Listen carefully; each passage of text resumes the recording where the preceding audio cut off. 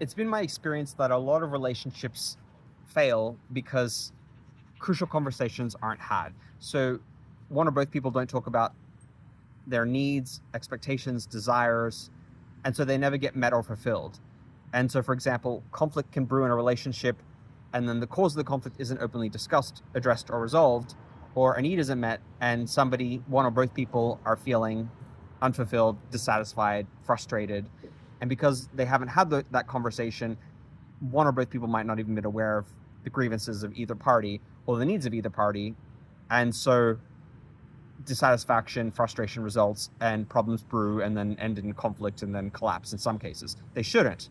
And this is universal, whether you're neurodivergent or neurotypical.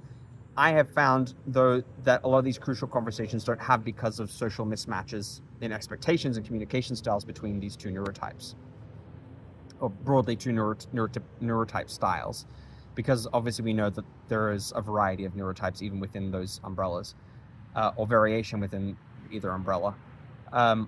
And one person can, for example, assume, a neurotypical can assume that a neurodivergent is conveying one thing when they aren't, and a neurodivergent might believe that a neurotypical is conveying something when they're not, because of differences, for example, in literalism, or direct communication styles. Neurodivergents are known to be very direct, for example, whereas neurotypicals might use double meanings.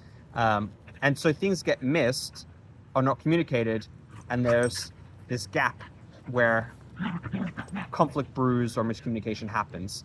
And I know personally, as somebody who's neurodivergent, I am very conflict adverse and people pleasy sometimes in my relationships. The dogs are playing, as you can see. And so I can get this kind of prickly feeling from the other person, and I'll shrink and not engage with them and talk about the things that matter. I kind of do a version of plugging my ears and going, la, la, la, la, la, I can't hear you. Whoa. They're playing very rough, as you can see. And because I'm not fronting up to the problem at hand and I'm not being realistic about what's happening, then things don't get fixed, and expectations don't get met. And I'm more fearful of rejection or conflict, and because I'm not discussing what's happening in the room or just bringing it up, because I can't tell exactly what's going on a lot of the time, I can just get a feeling, problems aren't addressed. And it's a pain, but often the onus, I think, falls on the neurodivergent, because there's this neurotypical privilege where they assume that because you're not communicating their style, that you have to be the one to resolve the conflict that's resulted, or that you should understand the way that they're communicating while they refuse to reciprocate. And this is a very naughty problem. It's the basis of the double empathy problem, if you've heard of that concept before. And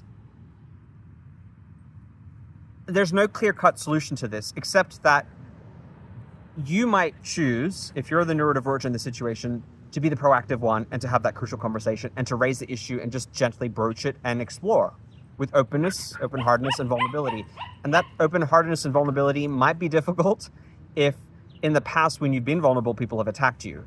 And a lot of us with rejection-sensitive dysphoria may therefore avoid those kind of conversations because we fear a rejection failure or the end of a relationship might result.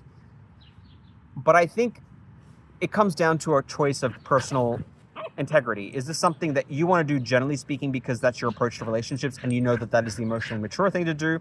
Or do you want to default to avoidance? And if you default to avoidance, yes, some of the onus for that relationship failing is on you. You can only do your bit. And for me, when I've been in those situations, I've learned that that's the bit that I have to be willing to do, is to broach the conversation at the very least and explore with genuine empathy, compassion, and openness what I'm perceiving, even if I might be wrong. And then being open to hearing feedback and hearing other people's impressions and working with that, and then coming to a place of collaboration and mutual agreement about what we're experiencing so we can resolve this together.